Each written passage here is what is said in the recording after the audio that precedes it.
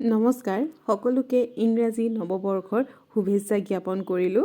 বছৰটো সকলোৰে ভালে কুশলে যাওক। আজি আমি আলোচনা কৰিম CTET পৰীক্ষাত অহা মেথছ পেডাগজিৰ বিষয়ে। প্ৰথমটো পইণ্ট আছিলে আমাৰ nature of mathematics, logical thinking, understanding children thinking and reasoning patterns and strategies of making meaning and learning. এইটো টপিকৰ ওপৰত আমি আলোচনা কৰিম। প্ৰথমে আমি জানিম নেচাৰ অফ মেথমেটিক্স বা লজিকেল থিংকিঙৰ বিষয়ে। গণিত মানে কেৱল কেলকুলেশ্যন বা ফৰ্মুলা কৰাই নহয়। গণিত হৈছে লজিকেল থিংকিং আৰু ৰিজনিঙৰ ছাবজেক্ট।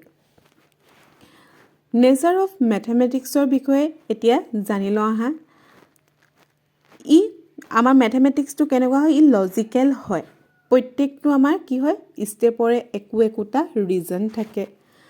চিষ্টেমেটিক হয়, ষ্টেপ বাই ষ্টেপ ফ'ল' কৰে। এবষ্ট্ৰেক্ট হয়, নাম্বাৰ, চিম্বল, পেটাৰ্নছ থাকে। কনক্ৰিট নহয় কিন্তু দেই। প্ৰিচাইজ হয়, যদি ক'ৰবা এটা ষ্টেপত আমাৰ ভুল লাগে তেতিয়াহ'লে গোটেই আনচাৰটোৱে আমাৰ ভুল হৈ যায়। আৰু প্ৰব্লেম চলভিং বেষ্টৰ হয়, ৰিয়েল লাইফ প্ৰব্লেমসমূহ ছলভ কৰে। অৰ্থাৎ লজিকেল থিংকিং মানে হ'ল কম্পেয়াৰ কৰা, পেটাৰ্ণ বুজা, কজ এফেক্ট বুজি পোৱা, ৰিজন দিয়া ইত্যাদি। ইয়াৰ পাছত আহিছোঁ understanding children's thinking and reasoning patterns. প্ৰত্যেক শিক্ষাৰ্থীয়ে মেথমেটিক্সৰ বেলেগ বেলেগকৈ বুজি পায়। প্ৰত্যেকৰে বুজি পোৱাটো সমানে একে নহয়। চিলড্ৰেনছ থিংকিংসমূহ হৈছে শিক্ষাৰ্থীসকলে প্ৰথমে কনক্ৰিট বস্তু দি শিকে, যেনে ষ্ট'ন, ষ্টিক্স, ফিংগাৰ্ছ ইত্যাদি। ভুল হোৱাটো লাৰ্ণিঙৰে এটা প্ৰক্ৰিয়া হয়। এটা প্ৰব্লেমকে বেলেগ বেলেগ পদ্ধতিৰে ছলভ কৰিব পাৰে।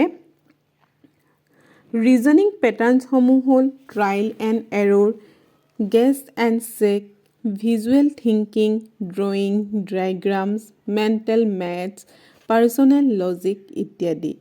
ইয়াত শিক্ষকৰ ৰোল থাকিব কেৱল সঠিক আনচাৰ দিয়াই নহয়, থিংকিং প্ৰচেছক বুজোৱা, ভুল হ'লে পানিছমেণ্ট নিদি ডিছকাশ্যন কৰা আৰু ক্ৰিটিকেল থিংকিঙৰ সুবিধা প্ৰদান কৰি দিয়া। অৰ্থাৎ টিচাৰে ইয়াত কি হিচাপে কাম কৰিব? ফেচিলিটেটৰ হিচাপে কাম কৰিব। Strategies of making meaning and learning mathematics subject. Mathematics subject তেতিয়া মিনিংফুল হয় যেতিয়া শিক্ষাৰ্থীসকলে মুখস্থ কৰি নহয়, বুজি পাই শিকে। ইয়াৰ কাৰণে কেইটামান এফেক্টিভ ষ্ট্ৰেটেজিজ হৈছে activity based learning, real life example, discussion and peer learning, multiple method, questioning ইত্যাদি। ভিডিঅ'টো ভাল লাগিলে লাইক কৰিব, শ্বেয়াৰ কৰিব আৰু চেনেলটো ছাবস্ক্ৰাইব কৰিবলৈ নাপাহৰিব। Thank U.